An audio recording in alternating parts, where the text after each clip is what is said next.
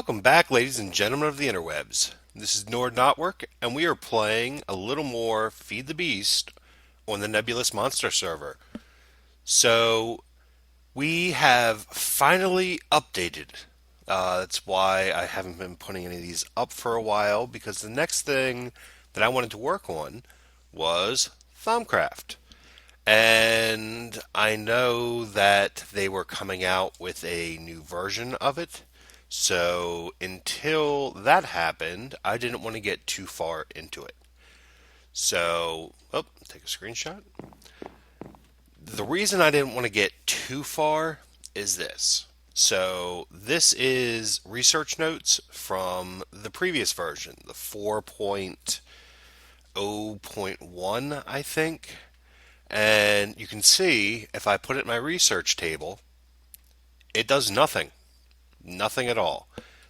It broke all of the research notes that I was working on. So those are useless. Let's just throw that over there for now. They have updated quite a few things in the way this works.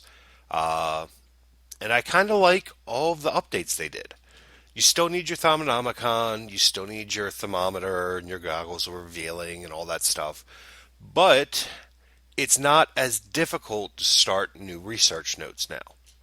I'll show you what I mean. So we open the Thaumanomicon.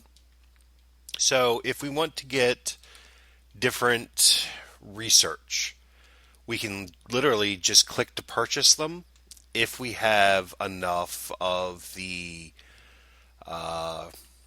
research aspects, the water and the fire and all that, to complete it. So what happens, you have the circle ones, which are the ones that you've already done. Square, which I believe you need to still research for the most part in the crafting table or the arcane work table. But some of them, so like this, square. So we can click to research. I've got scribing tools and paper on me, so we will click it, and now we get the research notes. The research notes we can slap into our table. See, they look the same as the old ones, but they function different. So you get this little pattern, and there's still something I don't know, really. Okay, we won't do this one right now. But what you do is I can show you real quick. You fill in this little honeycomb pattern to make them all touch. So, like here, we've got the tool aspect, which is here. So we need to figure out what makes that tool aspect. Now, I know that one of the things that makes it is the human, which, what is it, you click? I thought you had to click it. Yeah. So you left click, kind of drag it over, and put it down. So you can see that uses up what I have, and it puts it there, and you get this little connection line. So you need to try and work them over to connect, but they can only touch ones that make up their aspect. So it's a little more thought process going into it than the old system, which the old system was kind of just throwing things at it and trying to move around the little glyphs. Really annoying, took forever. So that's one change, which I'm not going to do these on camera because it's going to be really, really boring watching me try and figure out the little puzzles. But I just wanted to show you what the differences were. So then we have let me see if I can find one that I can purchase. No, nope, nope, nope. Okay. So you see it says click to purchase. Basically, well, that's still a square one. I need the octagonal. So like this. Any of the ones that are, I guess it's a hexagon. If you have the things you need to make it, you can literally just click it to buy it. So, like, we need the one out of man. Okay. Brr. It's never enough research points when you need them. Let's see if I can find one that is cheap and easy to buy. No. Okay.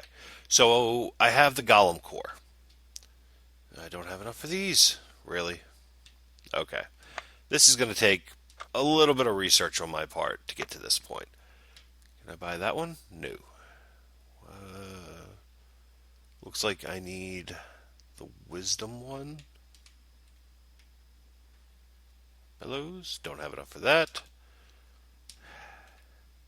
Do I have enough for gunpowder? I do have enough for gunpowder.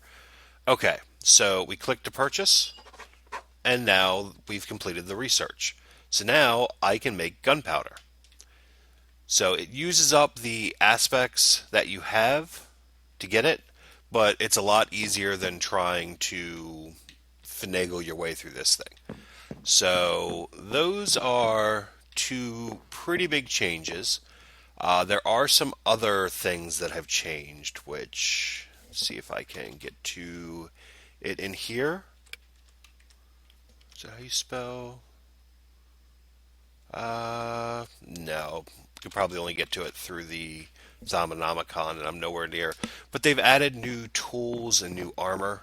There's a new type of armor called Runic Armor that you put it on your character the same as normal armor, but you don't actually see it. It's a force field that surrounds you. And it works like normal armor, except it recharges itself over time. So it's kind of a nice way to still get a good amount of damage resistance without having to constantly either recharge or heal the armor at a anvil. So we're going to work towards that. So much research to do, so many things. Let's see, what else changed in this update? One thing that happened, if you notice, all my wood is gone. I think what happened with this last update, the harvester, which I've got this giant increase, the emerald upgrade in it, I think the actual range of it increased, and it's enough now that the harvesting touches this series of blocks right here, which, because all of my logs were interconnected, it basically just stripped the house of all the wood. So I'm going to have to figure that out and kind of rearrange some things so that it's no longer touching the house. But once again, not going to do that on camera either, because who wants to watch me do maths and try and figure out the range of the new setup? I don't want to watch that, so I doubt you do either. Away from that because it's loud. So yeah, I'm going to run around and continue doing some research, and I'll be back with you guys a little bit later on. Alright guys, I am over here at NICAD's base to scan all the things. This is one thing, NICAD, if you watch this, I would suggest you doing as well. You've got a lot more machines than I do, which means you've got a ton of potential aspects sitting here.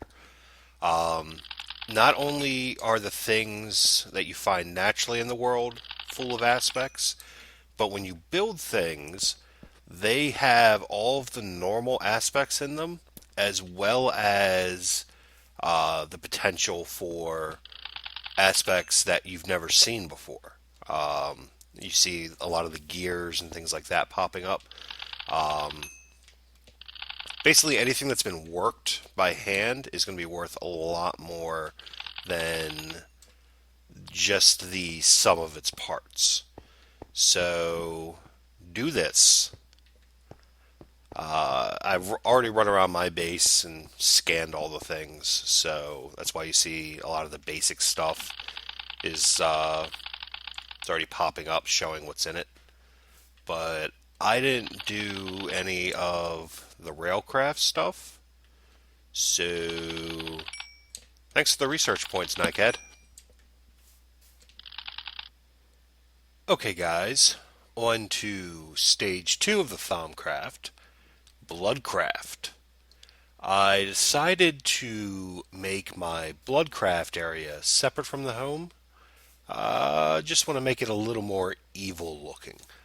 So I'm using the Abyssal Stone, I'm using the Blood Stairs, just all the different nether colors. Because, it's evil. It's blood magic. So this is where I'm putting my Infusion Alter. You got to be real careful with these. Everything needs to be balanced out. If you don't make it symmetrical, it can go really, really nasty.